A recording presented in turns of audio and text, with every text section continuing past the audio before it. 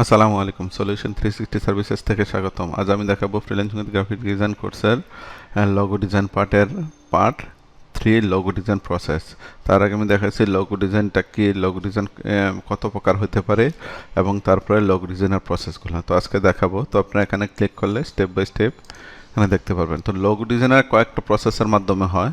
তো আমি এখানে কিছু প্রসেস উল্লেখ করেছি, এটা দেখলে আপনারা মোটামুটি বুঝতে পারবেন। যেমন প্রথমে তো ব্র্যান্ড সম্বন্ধে জানতে হবে, অর্থাৎ ক্লায়েন্ট থেকে ব্রিফটা নিতে হবে আসলে কোন ধরনের ব্র্যান্ড, কী কাজে ইউজ করবেন, তার টার্গেট অডিয়েন্স কি, এগুলা দেখে ক্লায়েন্ট থেকে একটা ব্রিফ নেবেন। ব্রিফ মানে বিভিন্ন কোশ্চেনারিজের মাধ্যমে একটা ব্রিফ নেবেন।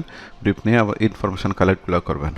যেমন এখানে দেওয়া আছে আমি কিছু দেখুন, developing creative brief, what is your business or brand name, মানে ক্লায়েন্টকে জিজ্ঞাসা করতে হবে যে আসলে তার ব্র্যান্ড নেমে কী ধরনের লোগো বা নাম ইউজ করবেন সেইটা, তারপরে তার টার্গেট অডিয়েন্সটা কি, এখানে আমরা অ্যান্সারগুলো লিখতে পারেন। আমি একটা স্যাম্পল দিলাম।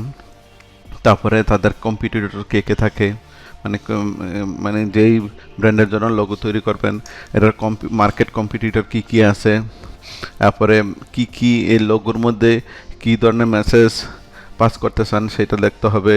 তারপরে কি ধরনের লোগো চান, লোগো স্টাইল এবং ডিজাইন। যেমন আমি আগের ভিডিওতে যাই, এখানে দেখেন বিভিন্ন ধরনের লোগো এখানে দেওয়া আছে। তো তার যদি কোনো পছন্দ থাকে যে আমার এই ধরনের লোগো বা এই ক্যাটাগরিতে আমি যেতে চাই, তাহলে ওই ধরনের লোগো আপনাকে তাকে সাজেস্ট করতে পারেন।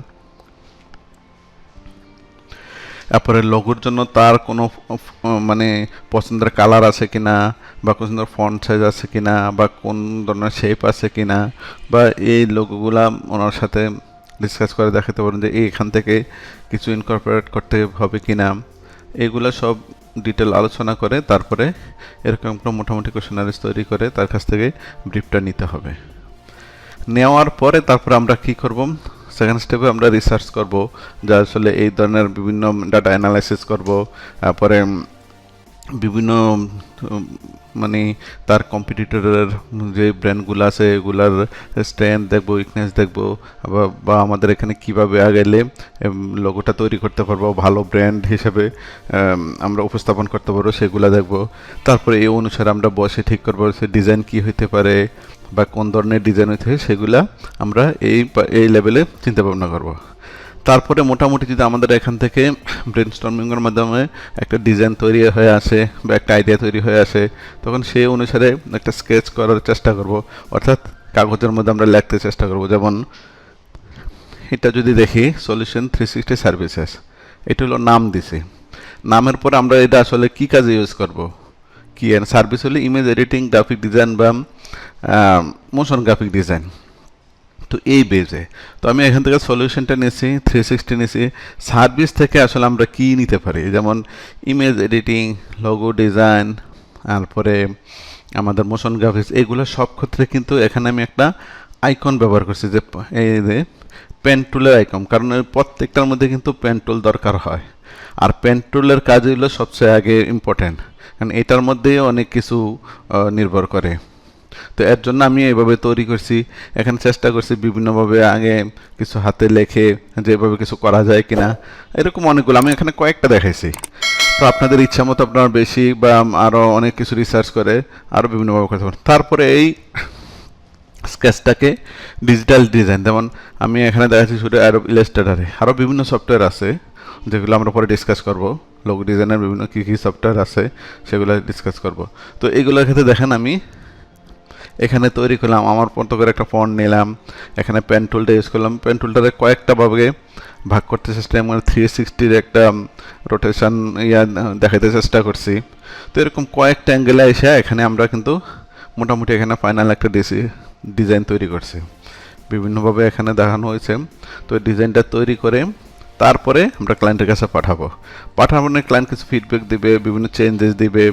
এটা আরও এরকম করতে হবে, বলতে পারে যে ফন্ট চেঞ্জ করেন বা কালার চেঞ্জ করেন। এগুলো আমরা বিভিন্নভাবে কয়েকটা ধাপে ফিডব্যাক আসবে, আমরা দিব।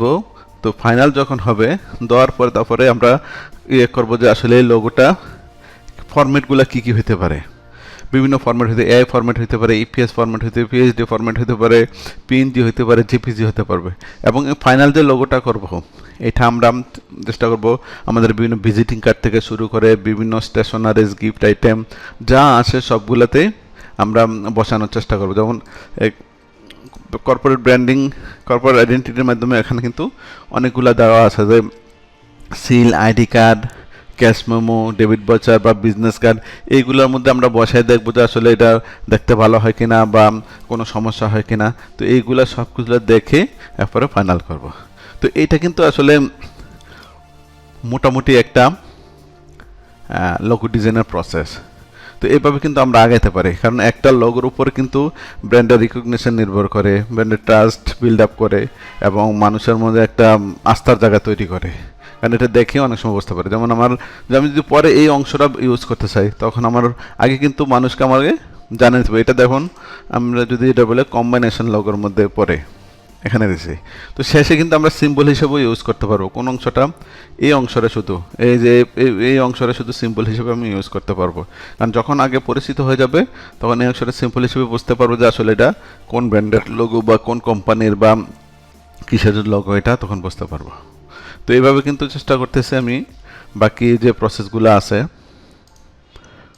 প্রসেসগুলো দেবো। তারপরে লোগো ডিজাইনের প্রিন্সিপাল কি আছে, কোর এলিমেন্টগুলো আছে, গোল্ডেন রেশিও আছে, মানে লোগো ডিজাইনের এসেন্সিয়াল টুলগুলো কী কী, এইখানে আপনারা অনেক কিছু পাবেন। যে শুধুমাত্র অ্যাডোব ইলাস্ট্রেটর ছাড়া কোন কোন সফটওয়্যার দিয়ে বা অনলাইনে কোন কোন সফটওয়্যার দিয়ে এগুলো আপনারা এডিট করতে পারবেন বা তৈরি করতে পারবেন সেটাও দেখাবে। অ্যাডোব ইলাস্ট্রেটরে কী কী লোগো ডিজাইনের টুল আছে সেগুলো প্রত্যেকটা দেখাবো। তারপর লোগো ডিজাইনের গাইডলাইন হবে, কীভাবে আপনার লোগো প্রেজেন্টেশন করবেন, সব কিছু দেখাবো। তো আজ এই পর্যন্ত, আল্লাহ হাফেজ।